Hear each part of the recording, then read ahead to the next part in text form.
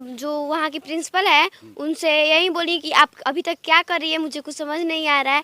वो आप मतलब जो सूचना है वो आगे तक बढ़ाए, क्योंकि यहाँ का स्कूल बहुत ही एक चीज़ तो इन्होंने किया है जो काबिले तारीफ़ है।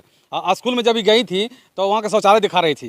शौचालय गंदा था उस समय, मैंने वीडियो में देखा था, लेकिन जब ये गई हैं स्कूल में उस समय से शौचालय वहाँ पे पूरा साफ़ सुथरा हमको देखा। हमारे पंचायत में तो ज़्यादातर इंदिरा आवास सबको मिल ही गया है, फिर भी कुछ लोगों को नहीं मिला है। तो उनके लिए मैं मुखिया जी से कहना चाहूँगी कि उनको भी जल्द से जल्द इंदिरा आवास, उनको भी मैं बहुत बहुत धन्यवाद करना चाहती हूँ कि वो लोग अपने पढ़ाई को छोड़कर मेरे सपोर्ट में रहे। उनको मैं दिल से धन्यवाद करती हूँ। अभी हमारे साथ वही 3 दिन की मुखिया हैं जो बहुत तेज़ी से वायरल हो रही है सोशल मीडिया पे। बहुत तेज़ी से इनका वीडियो चल रहा है और ये इनका कार्यकाल समाप्त हो चुका है अब। शुरुआत हमने किया था और अंत में हम लोग आए हैं इनका कार्यकाल को देखने की इन्होंने क्या किया था, अभी तक क्या किया। कल तक इनका कार्यकाल था। काजल कुमारी नाम है इनका। रोहतास जिले के हथनी पंचायत में इनका रोफता गाँव है।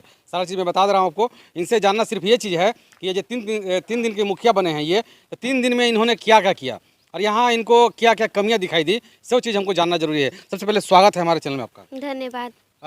कैसे हैं? अच्छे हैं। 3 दिन के लिए मुखिया बनी आप। 3 दिन में आपको क्या क्या नजर आया गाँव में? हम तो 3 दिन में अपने पंचायत के भ्रमण किए, तो उसमें जो जो कमियां दिखी उसको सॉल्व किए। तो मुझे पंचायत में ज़्यादातर कमियां जो गरीबी है वो दिखी। तो मैं उन लोग से बोली हूँ कि मैं आप लोग की जो कमियां है उनको वो दूर करने के लिए मुखिया जी से निवेदन करूँगी। सबसे पहला वीडियो मैंने आपका देखा था, आप अपने स्कूल में गई थी जहाँ से पढ़ी हो। मैं भी अभी स्कूल से आ रहा हूँ। उस स्कूल की स्थिति बहुत जर्जर स्थिति है। तो क्या बोला आप लोगों ने? मैं मतलब जो वहाँ की प्रिंसिपल है उनसे यही बोली कि आप अभी तक क्या कर रही है, मुझे कुछ समझ नहीं आ रहा है।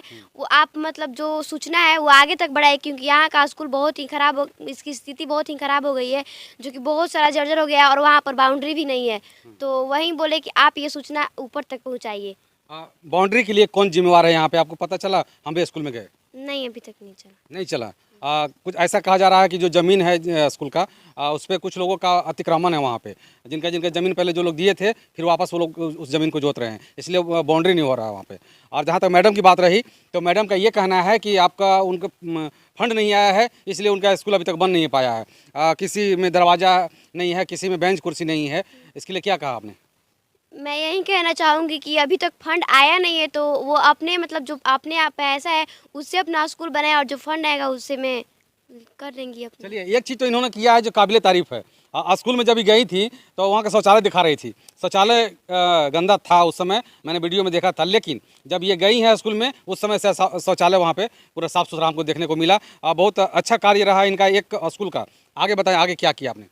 आगे हम हथनी पंचायत में गए थे, तो वहाँ पर बहुत सारे गरीब लोग थे जिनको मुझे देखकर बहुत ही बुरा लगा। तो मैं यही कहना चाहूँगी मुखिया जी से कि उनकी गरीबी को दूर करें, ताकि वो भी आम आदमी की तरह अपना जीवन जी सके। अच्छा, गरीबी के लिए। और यहाँ पे एक समस्या नल जल के लिए था, जिस जो पहले दिन बाबा ने बोला था हमें।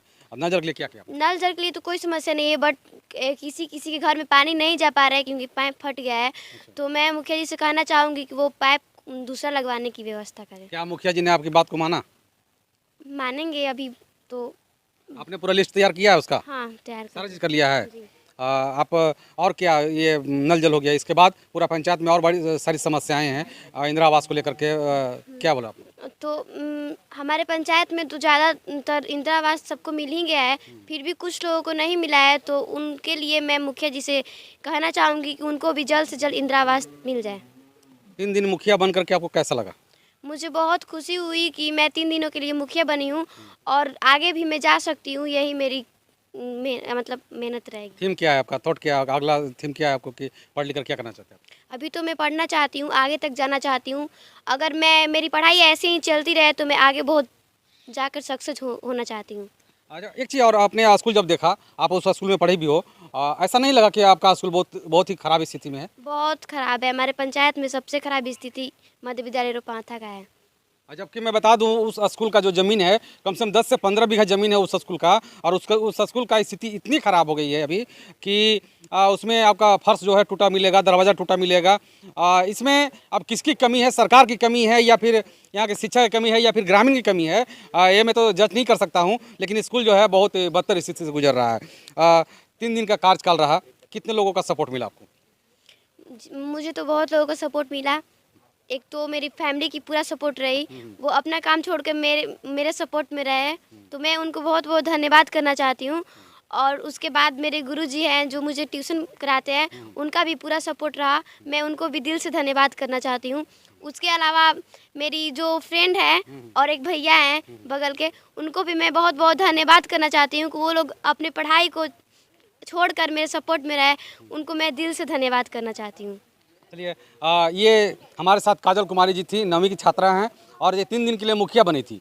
जानकारी के लिए मैं आपको बता दूं फिर से आपको, पहले वीडियो मैंने बता दिया था आपको कि ये एक कंपटीशन हुआ था, उसमें एक चीज़ रखा गया था कि जो फर्स्ट आएंगी उनको 3 दिन के लिए मुखिया बनाया जाएगा, उसके तहत ये मुखिया बनी थी। अभी हमारे साथ ये जो काम की समीक्षा की हैं वो हमको दिखाने जा रही हैं, अपना डायरी में नोट की हैं और मैं इसको इसलिए दिखा रहा हूँ कि ये चीज़ आगे चल करके जब कभी इस काम को नहीं किया जाएगा तो इस चीज़ को पूरी हम दिखाने की कोशिश करेंगे। शुरू करेंगे, आपने शुरुआत कहाँ से किया था? सबसे पहले तो शुरुआत अपने गांव के विद्यालय से ही की थे। तो वहाँ की जो समस्या थी, मतलब टीचरों की जनसंख्या नहीं, मतलब जो संख्या है वो नहीं आए, मतलब नहीं पहुँच पाए थे। मतलब जितना शिक्षक आना चाहिए था नहीं आए थे। तो उनकी ये मतलब कुछ लोगों की मतलब प्रॉब्लम थी कि उनके घर पर मतलब कोई डेथ कर गए थे, तो वो नहीं आ पाए और मतलब और जो टीचर हैं वो एग्ज़ाम ड्यूटी में गए थे। अच्छा। और उसके बाद क्या हुआ कि इसमें रसोईया भी लिखा हुआ था एक चीज़? हाँ, रसोईया हुआ था, रुके याद नहीं है। हाँ, देख लीजिए। मतलब इसमें था कि रसोई घर में जो मतलब उपस्थिति है 5 लोगों की थी, लेकिन आए थे 4 लोग। अच्छा। तो मैं उन लोग से कहूँगी कि अच्छे से अपनी उपस्थिति बनाएं और अच्छे मतलब स्वादिष्ट और साफ तरीके से खाना बनाएं। चलिए अगला बोलिए। इसलिए मैं कह रहा हूँ और इसलिए कहवा रहा हूँ कि शायद आगे अगर आप लोग वीडियो देखेंगे तो आपको याद हो जाएगा कि ये लड़की ने क्या कही थी जो हमारे 3 दिन की मुखिया बनी थी। और एक समस्या थी कि ग्राम पंचायत हथनी वार्ड नंबर 5 वार्ड सदस्य विनोद कुमार सिंह का सुझाव है कि रिपीपुर ग्राम के आंगनबाड़ी केंद्र पर जमीन है पर रास्ता नहीं है और उसमें बच्चों को स्कूल जाने में परेशानियां हो रही है। तो मैं उन मतलब मुखिया जी से यही कहना चाहूँगी कि वो जो वहाँ पर रास्ता नहीं है वो रास्ता बनाए, क्योंकि बच्चों को शिक्षा लेना बहुत ज़रूरी है। चलिए अगला बताइए, अगला क्या? अगला वार्ड नंबर 4 वार्ड सदस्य फुलवासो देवी का सुझाव, नवाडी में प्राथमिक विद्यालय अभी तक दूर है, बच्चों को स्कूल जाने में बहुत ही परेशानियां होती है, तो उनकी जो परेशानियां हैं वो दूर करें। चलिए, सब जानना जरूरी है। कुछ मुख्य बातें हैं जो मैं आपको दिखाने की कोशिश कर रहा हूँ और आप दूसरा बताइए। वार्ड नंबर 14 वार्ड सदस्य रविकांत जी का यही मतलब सुझाव है कि राम रोड का निर्माण काली मंदिर से बाहर हरजन टोला होते हुए बाहर का पुल का निर्माण करें। अच्छा, ये पुल का निर्माण हो गया। यहाँ पे मध्य विद्यालय रोपहाता में शिक्षकों की संख्या 8 है। ये क्या लिखे हैं आप? ये जो मतलब कक्षा में मतलब कितने बच्चों की पूरी मतलब टोटल, हाँ टोटल कितने बच्चे हैं और कितने बच्चे उपस्थित थे, तो जांच करने गए थे तो लिखे थे। अच्छा, एक चीज़ मैं बताना चाहता हूँ। एक चीज़, वर्ग 7 में 56 बच्चों का उपस्थिति मतलब नामांकन है ये, और 14 बच्चे आए थे। वर्ग 8 में 58 बच्चों का नामांकन है, 15 बच्चे आए थे। 6 में 54 बच्चों का नामांकन है, 22 बच्चे आए थे। 5 में 28 बच्चों का नामांकन है, 14 बच्चे आए हैं। 4 क्लास में 36 बच्चों का नामांकन है, 16 आए हैं। 3 क्लास में 30 बच्चों का नामांकन है, 13 आए हैं।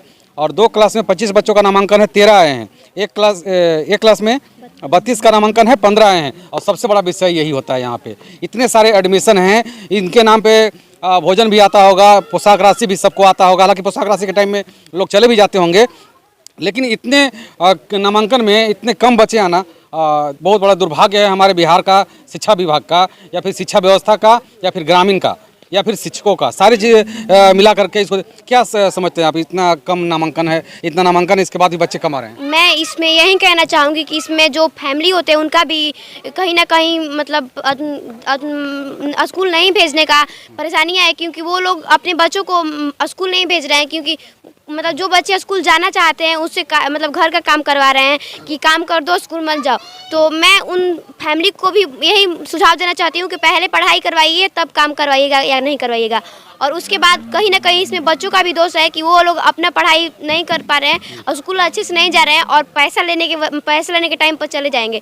तो मैं उन मतलब जो फैमिली है और बच्चों को भी मैं यही सुझाव एक बात इस चीज़ को मानते हैं आपके बच्चे लोग का ये कहना रहता है कि स्कूल में पढ़ाई होती ही नहीं तो हम कहाँ जाएंगे स्कूल में, इस चीज़ को मानते हैं आप? क्योंकि आप भी पढ़ी है उस स्कूल हाँ, में। देखिए ये जो स्कूल में मैं पढ़ी हूँ वहाँ पर शिक्षा को लेकर कोई मतलब समस्या नहीं है, क्योंकि वहाँ शिक्षा बहुत अच्छे से दी जाती है।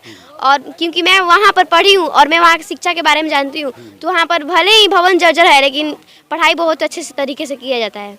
व्यवस्था नहीं है वहाँ पे। अब व्यवस्था, आप अगर आज मुखिया बनी है तो आज आपको देखने को पता चला कि मतलब ऐसी व्यवस्था भी स्कूल में नहीं होनी चाहिए। मैं बता दूँ आपको कि सुदृढ़ इलाका है बिहार का, और इसलिए यहाँ पे लगता है कोई सरकारी कर्मचारियों का यहाँ पे नहीं आ पाते हैं, इसलिए नहीं देख पाते हैं। मैंने जैसे स्कूल को देखा है, शायद ही ऐसे स्कूल आपको मिलेंगे जहाँ की ना तो बैठने की व्यवस्था सही से है और ना ही उसमें कोई बाउंड्री है, ना कुछ है। बहुत सारी व्यवस्था है। हालांकि इस बच्चे का बहुत बड़ा जो योगदान उसमें है कि इन्होंने उसमें शौचालय दिखाया है, शौचालय अब साफ़ सुथरा है। अब शायद मैं जिस तरह से मेरी बात हुई है वहाँ के हेडमास्टर साहब से कि अब इस स्कूल में कार्य होंगे, तो सबसे बड़ा बदलाव इसमें एक चीज़ देखने को जो मिल रहा है हमें कि अब उस स्कूल में कार्य होना शुरू हो जाएंगे। बहुत बहुत शुक्रिया, आभार इस वीडियो को देखने के लिए।